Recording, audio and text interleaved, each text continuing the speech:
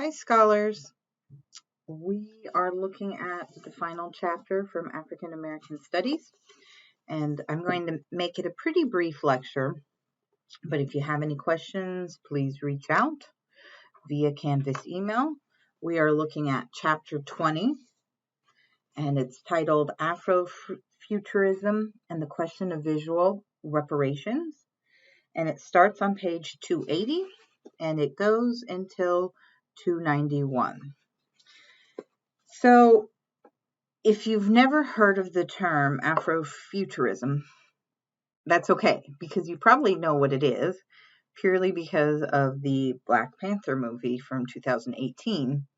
And our author of this chapter starts with that reference because it's a good grounding point for this theoretical perspective that is used not only in film, but in this essay. This is mainly what they're talking about is film, but it can also be used in literature and artistic representations like mediums of paint and artwork.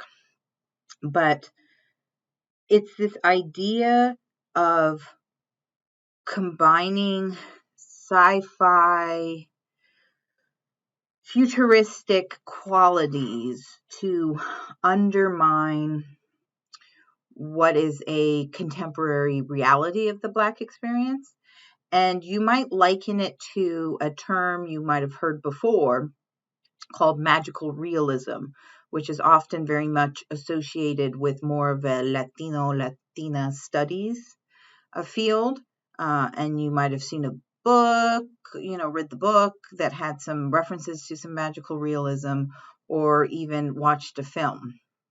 There's a really good definition of what Afrofuturism is on page 281 in the first major paragraph, full paragraph. It says, Afrofuturism is an aesthetic and political mode of contemporary Black expression that has gained considerable currency in popular and academic discourse since its introduction in the early 1990s.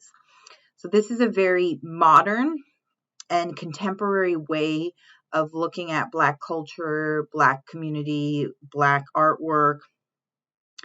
The quote goes on to say that the cultural critic Mark Derry first used the term in his oft-cited essay, Black to the Future, to describe speculative fiction that treats African American themes and addresses African American concerns in the context of 20th century technoculture and more generally, African American signification that appropriates images of technology and a prosthetically enhanced future. So it's using these notions about technology and what we're able to do with that technology in the future as a way to empower and undermine racist ideologies that might be associated with the Black community. And there's another quote later on page 281 that is a really good one about Afrofuturism. It says that it exists at the intersection of imagination, technology, the future, and most important, liberation, where Afrofuturists redefine culture and notions of Blackness for today and the future by combining elements of science fiction, historical fiction, speculative fiction, fantasy, Afrocentricity, which we've already learned about in an earlier chapter, and magical realism with non-Western beliefs.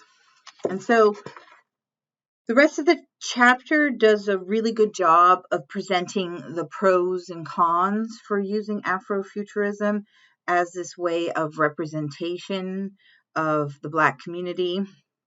And they talk a lot about science fiction being used as metaphor, about politics, about life. Another really good example that they give is the film Get Out. So if you've seen that horror film, there's a lot of Afrofuturism being used in that film, but there's also a very specific political statement being made with it. And then they give other examples like Sorry to Bother You. They also bring in a couple of new terms. I'm just going to give you the page reference to them, and I'll note it on the Canvas lecture page as well, but I'm not really going to discuss it too much because it's brought up more in passing as something that sometimes affects Afrofuturism, but they don't go into a lot of details about these two terms, but you can look and read the paragraphs on them. So on page 284, we have Afro-Surrealism that is talked about, and again, the connections with Latinos, Afro-Asiatic, Afro-Cuban, Asian Americans, that the intersections is discussed in that paragraph. It's the first full paragraph on 284. It's in the middle of the paragraph, actually. And then the second paragraph on 284 brings up a term called Afro-pessimism, which talks about anti-Black violence. And so that's the second paragraph on that page. And I think that the main thing you should consider when reading this chapter is what the impact an imaginative or speculative approach to a racial society, like what does that approach do within media, within representation? Is it empowering or can it be disempowering? And I do think that you might consider the end examples in which they're looking at a short film, The Changing Same. And I mean, my question would be, what is powerful in that alternate way of being or thinking or finding? So if you've seen the film Get Out, if you've seen the film Black Panther, did you find it empowering? Why or why not? So I'm going to leave you with those questions. And if you have any additional ones, as I mentioned, please reach out via Canvas email. Thank you.